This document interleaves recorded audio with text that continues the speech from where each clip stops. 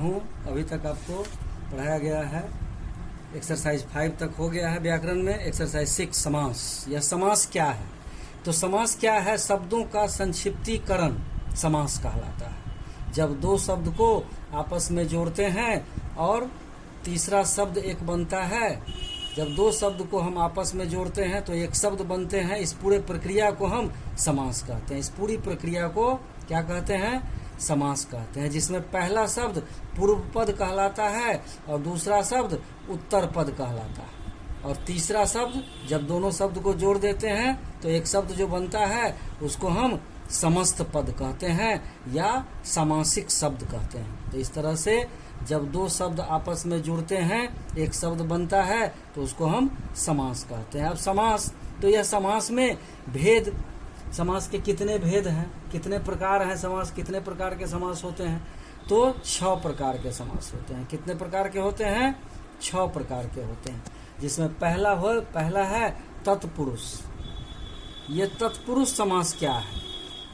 वह समास जिसमें 2 पद होते हैं, खंडित करने पर इसके बाहर जो शब्द निकलता है उसमें कारक का चिन्ह दिखाई देता है। लेकिन जब यह शब्द अलग अलग होते हैं तो दो अलग अलग शब्द जब आपस में मिलते हैं तो यह एक शब्द की रचना करते हैं, और जब हम विग्रह करते हैं तो इसमें कारक का चिन्ह दिखाई देता है। इसका अर्थ क्या हुआ कि जब शब्द रहता है मूल शब्द में तो उसमें कारक का शब्द चिन्ह नहीं दिखाई देता, प्रसर्ग नहीं दिखाई देता, लेकिन जब इसको हम अलग अलग करते हैं तो कारक के प्रसर्ग दिखाई देते हैं।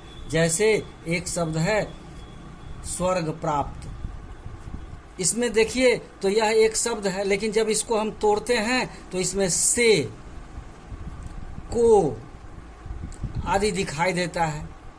यह को क्या है? तो कारक का चिन्ह है। इसी तरह से जैसे है रेखांकित, एक शब्द है रेखांकित, इस शब्द को जब हम तोड़ते हैं तो 2 शब्द इसमें दिखाई देता है, एक रेखा और दूसरा अंकित। अब इस शब्द का जब हम विग्रह करते हैं तो इसमें से दिखाई देता है, रेखा से अंकित।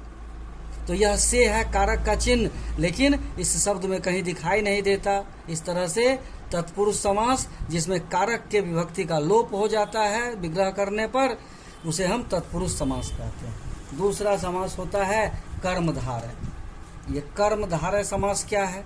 कर्मधारय समास है जिसमें पहला शब्द विशेषण का और दूसरा शब्द विशेष्य का हो। पहला शब्द विशेषण का हो और दूसरा शब्द विशेष्य का हो। यह विशेषण क्या है? तो जो संज्ञा या सर्वनाम की विशेषता बताता है, और विशेष्य क्या है? जिसके बारे में बताया जाता है। इस तरह से विशेषण और विशेष्य मिलकर के जो शब्द की रचना करते हैं उसे हम कर्मधारय समास की श्रेणी में रखते हैं। जैसे नील गाय,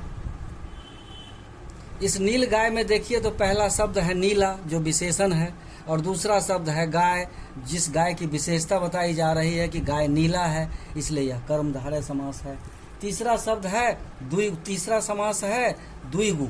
तीसरा समास है द्विगु। यह द्विगु समास क्या है? तो द्विगु समास में पहला शब्द जो है वह संख्या बताता है और दूसरा शब्द उसी शब्द से जुड़ा हुआ होता है।